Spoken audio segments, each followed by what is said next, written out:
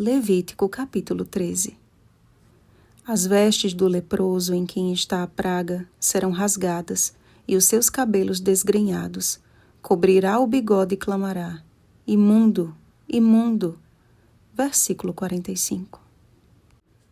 De todas as doenças ou pragas que assolavam o mundo daquela época, certamente a lepra era a mais temida. Além de ser incurável, dolorosa e humilhante, privava o doente do convívio social, sendo obrigado a habitar fora do arraial. Pensando em poupar sofrimentos desnecessários, Deus instituiu que fossem feitos exames minuciosos, a fim de que ninguém fosse declarado leproso sem a exata comprovação. Cada caso exigia um exame rigoroso, podendo incluir um período de até 14 dias de reclusão.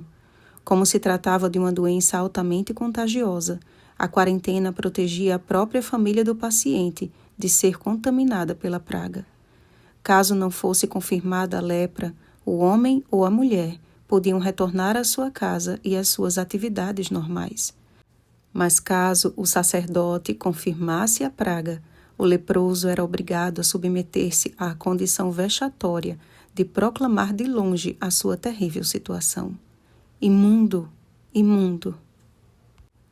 O leproso mais famoso do Antigo Testamento não foi um filho de Israel. Naamã, o capitão do exército da Síria, sofria com esta enfermidade. Mas apesar de ser um pagão, o Senhor encontrou em Naamã um coração disposto a servi-lo. E através da menina israelita cativa e do profeta Eliseu, Naamã encontrou o caminho da cura.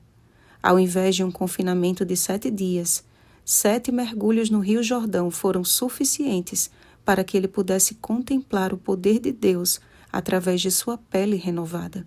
Segundo Reis capítulo 5, versículo 14. Jesus também curou muitos leprosos.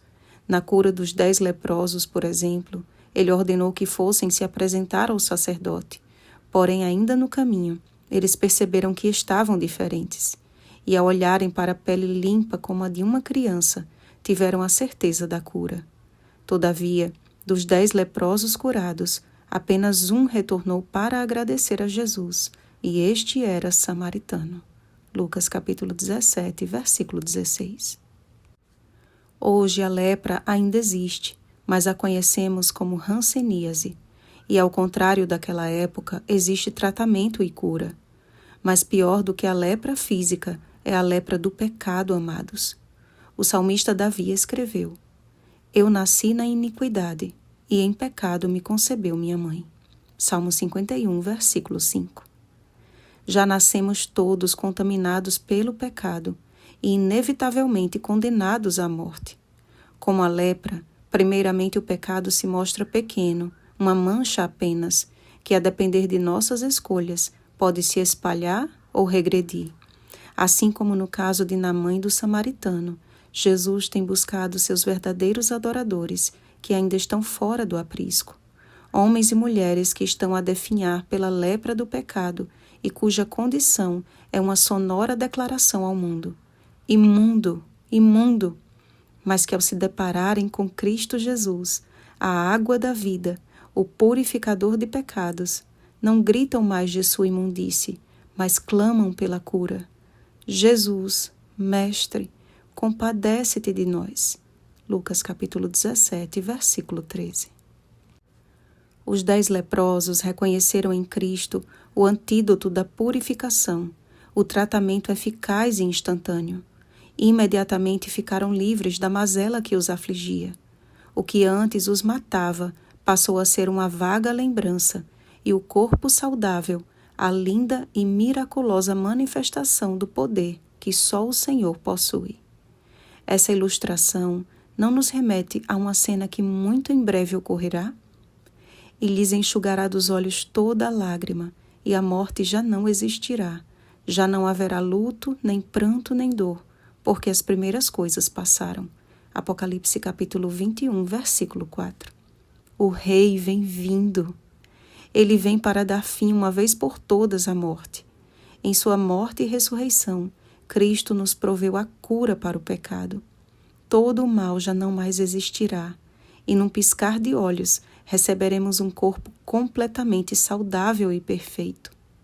E quando este corpo corruptível se revestir de incorruptibilidade, e o que é mortal se revestir de imortalidade, então se cumprirá a palavra que está escrita: tragada foi a morte pela vitória.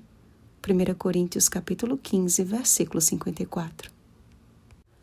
Muito em breve, nossa tristeza se converterá em alegria, e como Naamã e aquele samaritano que voltou para agradecer, exultaremos no Deus de nossa salvação.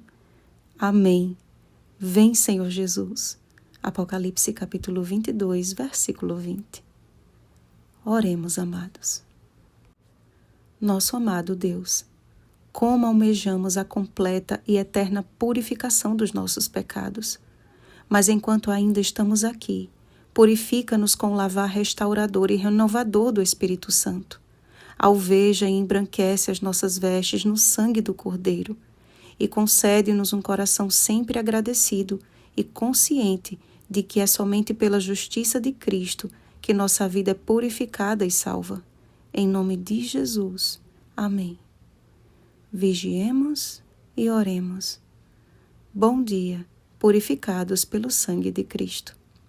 Oremos pelo batismo do Espírito Santo. Oremos uns pelos outros. Rosana Garcia Barros.